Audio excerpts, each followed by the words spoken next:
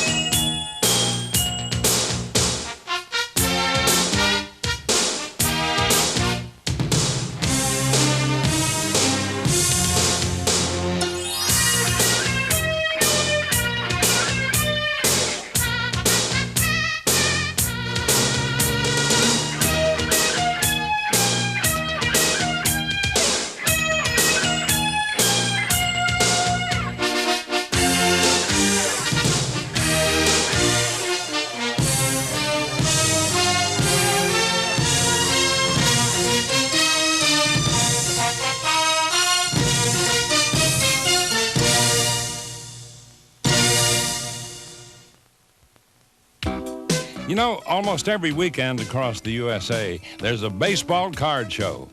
And no matter how big or how small, people are really flocking to them, whether they're 6 or 60. And they'll usually find their favorite players at these shows. Dealers arrive as early as 6 in the morning to set up for the 9 o'clock stampede.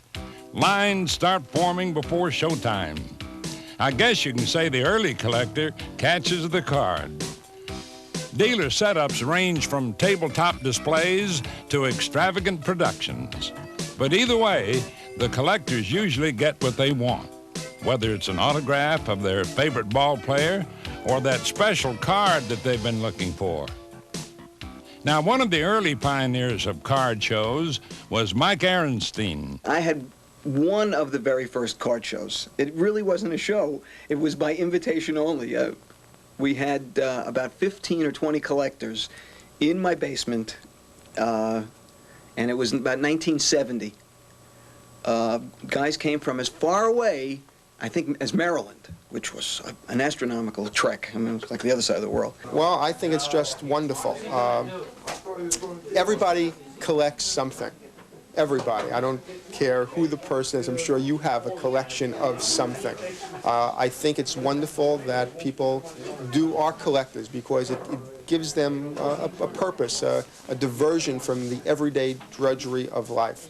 Some people collect uniforms, some people collect statues, some people collect posters, magazines, and everybody should have something to collect. Fulfills a need.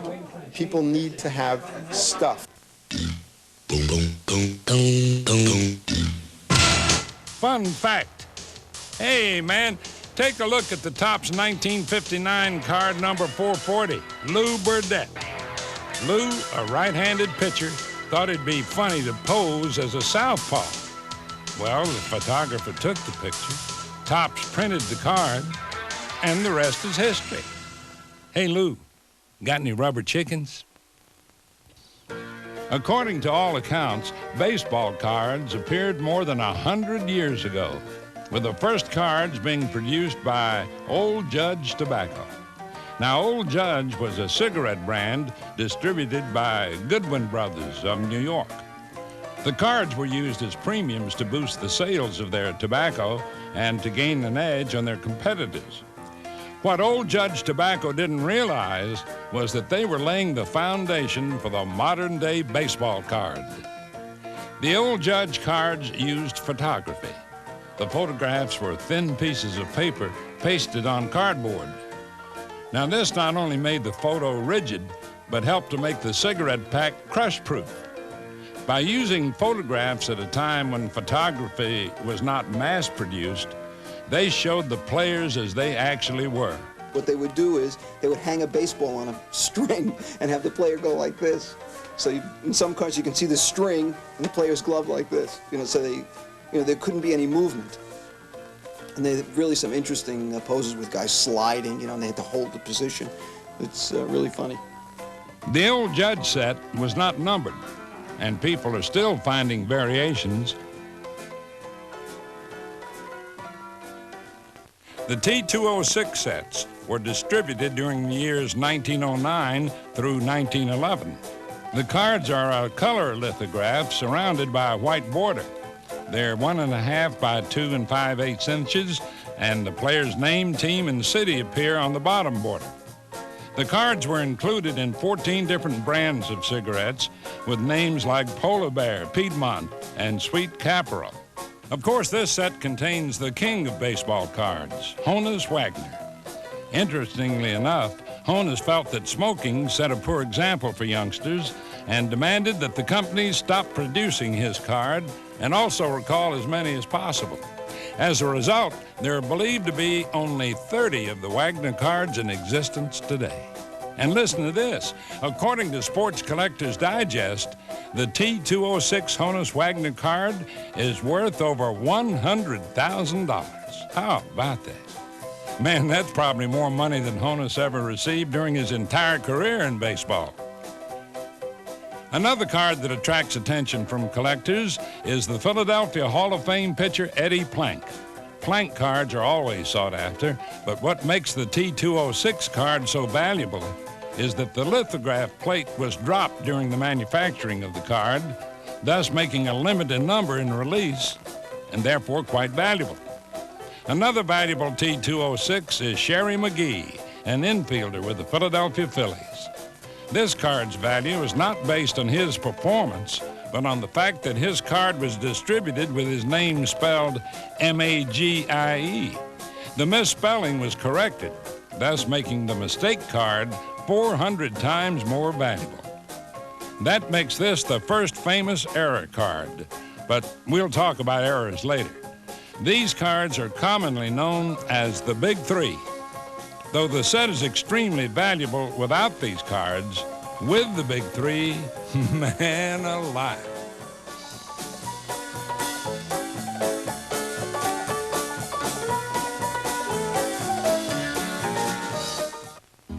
Of course, Gowdy, Crackerjack, ATC, and other companies of the pre-modern day era issued other sets, but it's just impossible to show them all.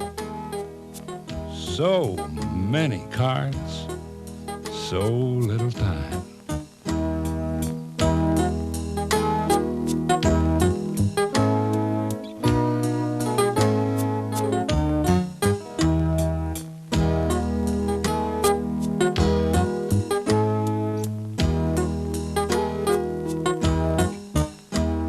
We interrupt this broadcast to bring you this important bulletin from the United Press.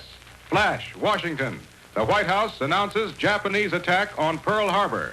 Stay tuned to The 1940s saw more cards and more card companies, such as Play Ball, a Philadelphia gum company. Play Ball issued sets from 1939 to 1941. The 1948 Leaf issues, manufactured by the Leaf Company of Chicago, were black and white photos with the color added. These cards, unlike other baseball cards, were issued late in the season. But what really makes them unique is that most people can't decide whether they find them attractive or not. Oh, well, I guess you have to be the judge. As they say, beauty is in the eye of the beholder.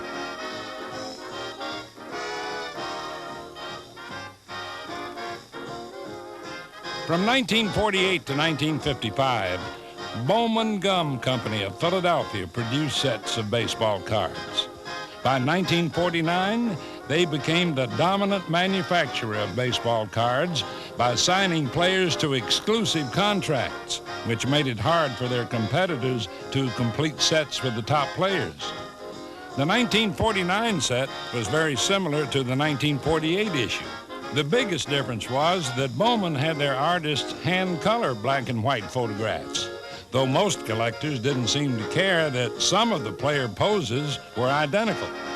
Seems like Bowman was turning over a new leaf.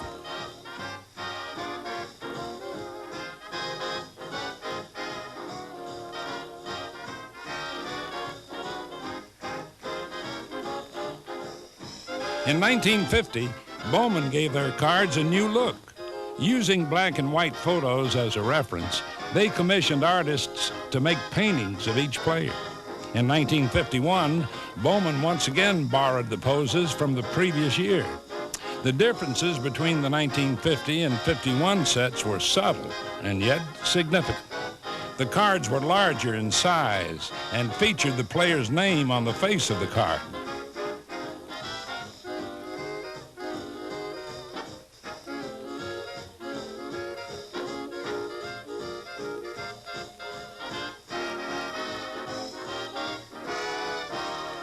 In 1953, Bowman did something that no other card company ever did before. They used a color photograph on a baseball card. Part of the 53 set was issued in black and white, but this set will always be cited for giving birth to a new format of baseball cards. In 1955, Bowman issued its final baseball card set, a popular issue, which has player photographs placed inside a television set. Of course, that was appropriate for the time because fans were tuning in then to watch their favorite teams on the tube. I kind of seem to remember something about that.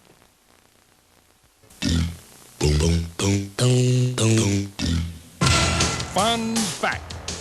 Most people know Danny Ainge and Dave DeBusschere from the world of basketball. But did you know they both had baseball cards? One of the most commonly asked questions about card collecting is, hey, how do I get started? Well, we told you about the card conventions, and by now, no matter where you live, there's probably a baseball card store near you. I happen to think that the baseball card store is a great place for a kid to come. It's like a little Cooperstown in the store here. We have photographs, we have plates, we have bats, we have all different kinds of things, and it's a great place for a kid to come to help complete his collection or to find out more things in the hobby. A lot of women are getting into the hobby.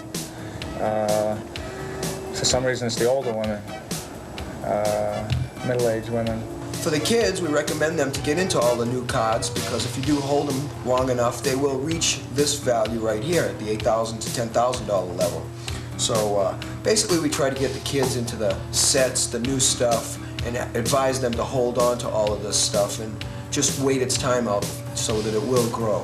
It brings a father and son close together and lets them share some of the common bonds of baseball. A father can sit down and go through the 50s Dodgers or New York Giants with his child and tell him about some of his youth, and it brings them closer together.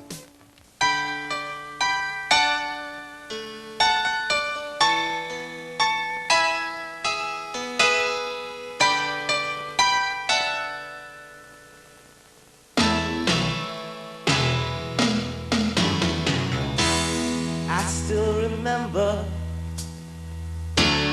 way back when, sitting on the stoop with all of my friends, pieces of paper that I just thought were toy. All these years later are bringing me so much joy.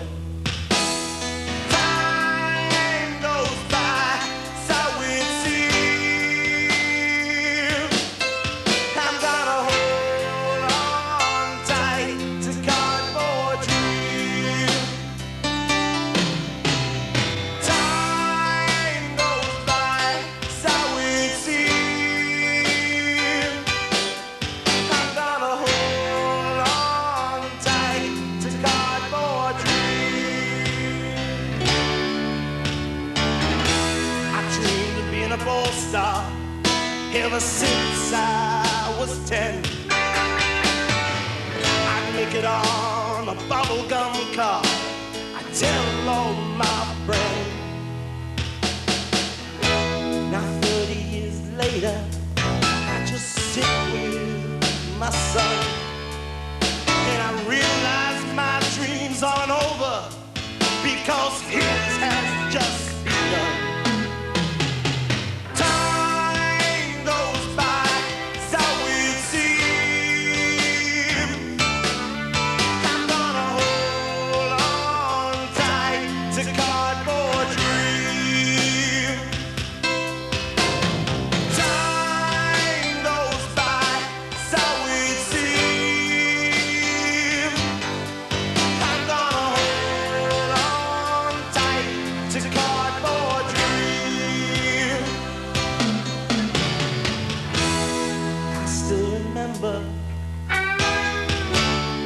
way back when I was sitting on a stoop with all of my friends. Time goes by, so it seems. I'm gonna hold on tight to cardboard dreams. Time goes by, so it seems. I'm gonna hold on tight to cardboard dreams. Time goes by, so it seems. I'm gonna hold on tight to cardboard dreams. Time goes by, so it seems. I'm gonna hold on tight to cardboard dreams. Now, if you collect baseball cards, you probably have heard the name Larry Fritch. With headquarters in Stevens Point, Wisconsin, where his son Jeff runs the show, I made a decision a couple years ago, or maybe long before that, but was finalized a couple years ago, that I got this nice collection and I enjoy it. I enjoy looking at it, except it was in a bank because prices have gotten so expensive. And it's not, and it wasn't in a bank from theft. More of my concern is to get destroyed by fire or something, or a tornado or something. And I thought it was kind of crazy that to have this great collection, nobody can enjoy it, including myself. So I decided to do a museum to educate them about the fun of collecting, and that's what we're going to emphasize. We're going to very much de-emphasize value. In fact, the only place that we will have values will be in the card shop itself, where cards are for sale. Otherwise, we'll not emphasize values. But they're there to be enjoyed, and that's what they're for. It's something we never expected. I mean, it's been a hobby. It always will be a hobby for us, but it's turned into a business. But of all the things I could be doing, I can't think of anything else I'd rather be doing. well, the days of keeping cards in shoeboxes and wrapped in rubber bands are over. With card collecting comes the responsibility of taking care of them. And gone is the age-old story, my mother threw away all my baseball cards. hey, you sure said it, Sharon. But keep in mind some basic rules that still apply, like keep your cards away from bright lights, heat, and moisture. Today, collectors are afforded many options to take care of their cards. We stopped in at U.S. Gerstlin, a company that manufactures protected plastic products. We've been in business since 1946, and in that time we've produced and sold hundreds of millions of products. And in the last 6 or 7 years, substantially in the hobby field for housing baseball cards. And the products take the form of clear sheet protectors in which the cards are placed, and then we also supply and produce albums in which these pages are placed. And this allows the collector to keep their cards in a protected and attractive form. We actually tested new and old cards by subjecting them to, first of all, insertion in the sheets, subjecting them to heat and pressure over a period of months, and we've never had a single case, because we use the right plastic, of a migration or a deterioration of the cards. Now, I guess you could say we got our information undercover.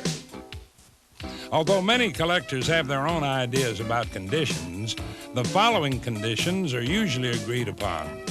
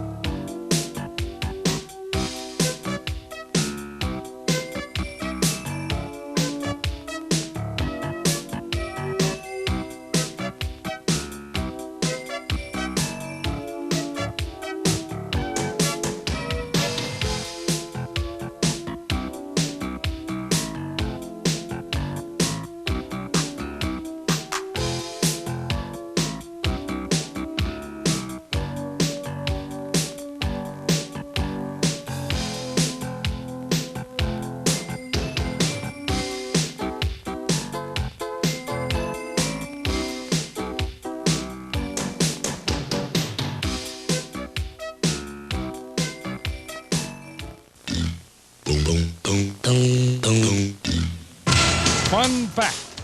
Everybody knows the story of the T-206 Honus Wagner and his feelings about smoking tobacco. But in the 1948 Leaf set, John Peter Wagner, or Honus to his friends, appeared on a card holding and chewing tobacco. In 1952, our boys were still taking shots overseas. But back here, people were still recovering from the shot heard round the world. Bobby Thompson's dramatic pennant-winning home run.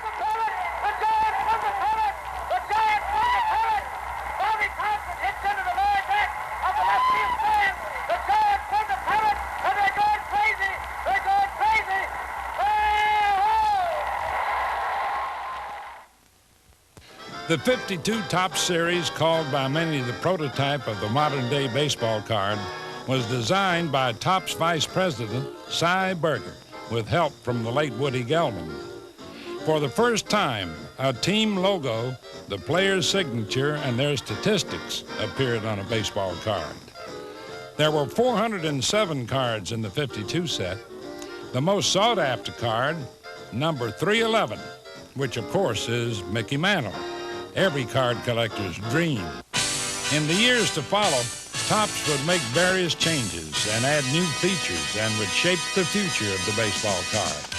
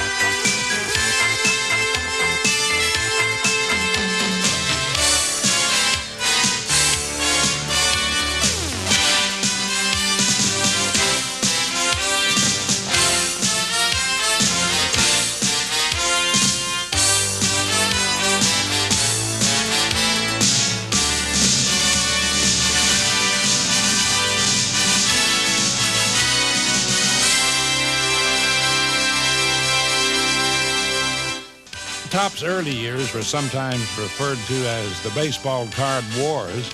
Topps and Bowman fought it out in the candy stores of America. Topps eventually won by buying out Bowman in 1955. And from 1956 to 1981, Topps enjoyed a virtual monopoly on baseball card production. In 1981, Topps was joined by two new companies. These heavy hitters were Donruss and Fleer. Well, I guess there's always room at the top. Fleer, a Philadelphia-based gum company, went into major production in 1981. Although they produced cards for a short stint from the years 1959 to 1963, Fleer's 1981 issue, which has never gained popularity among collectors, was plagued with poor photography, poor statistical information, and inadequate distribution. But Fleer went on to make vast improvements in their card design and has grown to become a mainstay for today's card collectors.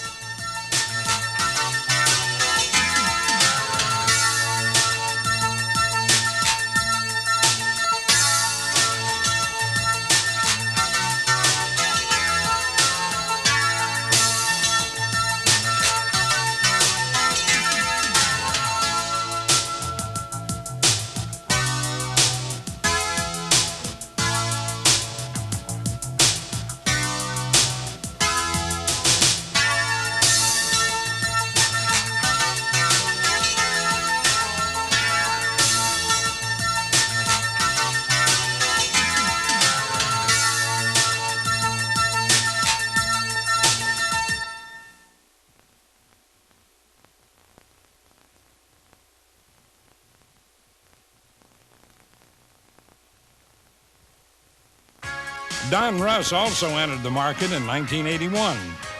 Don Russ, a Memphis, Tennessee company, experienced similar problems to Fleer's first issue.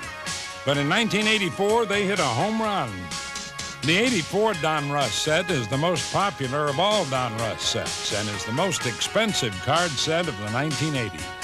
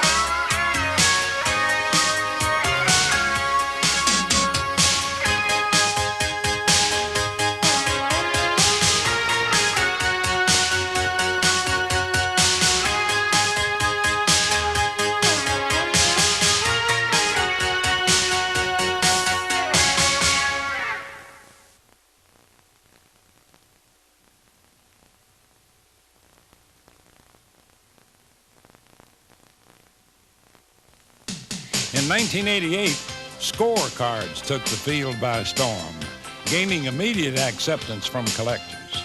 Score is produced by Major League Marketing of Connecticut and distributed by Armorall. Score cards feature high-quality photography and exciting graphic design. Score's sister company, the Magic Motion 3-phase Sportflick cards, which debuted in 1986, gave collectors a new kind of baseball card. I guess you could call it a moving experience.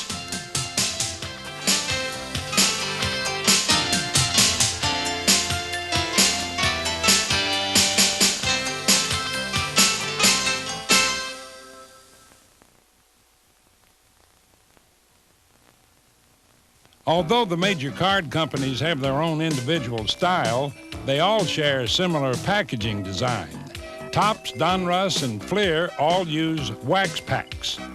Wax packs contain 15 cards and a premium, heat-sealed in a wax wrapper, while Score and Sportflicks use a package similar to a plastic or foil candy bar wrapper. Topps and Fleer also use a cello pack, which offers the collector a better value for their money.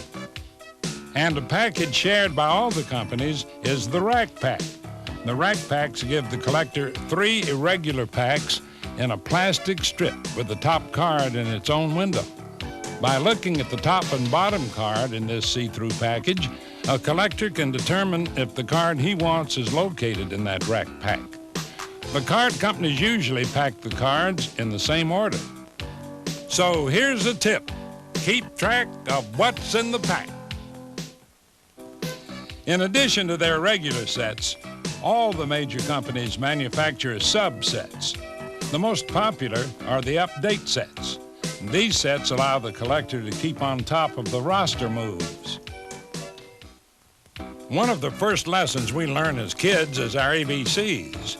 Krause Publications offers several magazines which cover every aspect of the baseball card hobby, from mail order to collecting tips to up-to-date price guides. When we purchased Sports Collector's Digest in 1981, we acquired what was then, as it is now, the premier periodical within the hobby. We brought to it some of the knowledge or the experience we'd gained in publishing in other collectible fields since the early 50s, and that is the function of a trade paper in any hobby or among any group of hobbyists is to put buyer and seller and traders together. That's the philosophy that drives our publications. We want to make it easy for people to buy and sell by mail. We have a customer service award that we created to let a person who's thinking of responding to an ad know a little something more about the dealer who carries that award. In essence, that customer service award says that this person operates at a higher plane of professionalism than just the average person you might encounter in the hobby. We feel, as I said, Sports Collector's Digest is being an advertising medium serves the needs of the most advanced collector. Baseball Cards Magazine and Baseball Card Price Guide Monthly, because they're available on national newsstands, is more aimed at the beginner. In addition to the monthly price guides, yearly price guides are published with card prices for card sets issued for the last 100 years. The book lists cards in various conditions. Cards before 1981 will have near mint as their best possible condition. This is due to the scarcity of mint cards during those years. Not only superstar cards are rated, these pages contain prices of common cards, the lowest priced cards of all sets. Not just the major producers of sets are listed in this book. There are card sets like regional sets. Regional cards are usually limited to a particular area of the country. Very often they're distributed by local industry. Sometimes these sets are distributed nationally, but almost never in large numbers. Premium sets are usually obtained by sending in proof of purchase coupons or wrappers from products which a consumer may buy. These sets are produced by major manufacturers of consumer goods all across the USA. Now available are limited edition sets, also known as collector issues. These sets are usually distributed by national chain stores like Woolworth, Rite Aid, and Toys R Us. It seems collectors today have caught the fever. Rookie fever, that is. Rookie cards are the first card of a player issued by a company. These cards will usually be the most valuable card of all the cards produced over a player's career. Cards like the 52 Topps Mantle, the 73 Topps Schmidt, and the 84 Donruss Mattingly. They all command high prices all over the country. The one thing people enjoy doing with rookie cards is speculating. They'll go out and buy 100 or 200 or maybe even 500 of a rookie.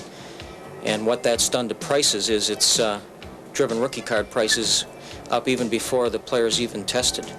You'll find, well, for instance, players who've never even played a day in the major leagues, their cards are already 50 cents, 60 cents, 75 cents for each one. But what about the card before the card? Although most collectors don't consider a player's minor league card his rookie card. Minor league cards are produced by companies like Pro Cards, TCMA, Mike Kramer Productions, and Larry Fritsch Cards. To learn more about minor league cards, check out Tough Stuff magazine. In the majors, when a player makes too many errors, he stands a good chance of being sent down to the minors. But in card collecting, a minor error usually attracts a major interest from collectors. Errors and variations have occurred ever since the famous McGee era of the T-206's issue. Also in that set were the Ty Cobb variations. Cobb was shown on different backgrounds and in different hitting stances. Al Leiter, the Yankee rookie phenom, had the wrong guy on his card. Man, you talk about mistaken identity. And as the story goes, it was Al's mom who noticed the error. So did Topps, and the card was corrected. An error card becomes more valuable when a corrected card is issued, leaving a limited amount of the error card. No matter what we thought was crazy or far out has come to pass. History has shown baseball cards to be a great investment. They're still, moving along at rates that make any other area of collectible pale by comparison. Like collecting anything, you remember where you got the Mickey Mantle card or the playing card set. Finding collectibles is probably the biggest part of the enjoyment. That's what collecting is about. You acquire something and you keep it, and it'll be passed on to my son. Amazing. Amazing. That's the word. Well, thanks a lot for looking and listening, folks. I enjoyed being with you. So long, everybody.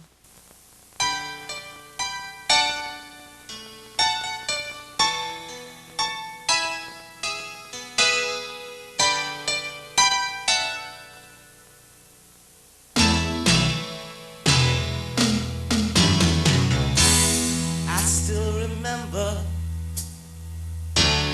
way back when, sitting on the stoop with all of my friends, pieces of paper that I just thought were toys.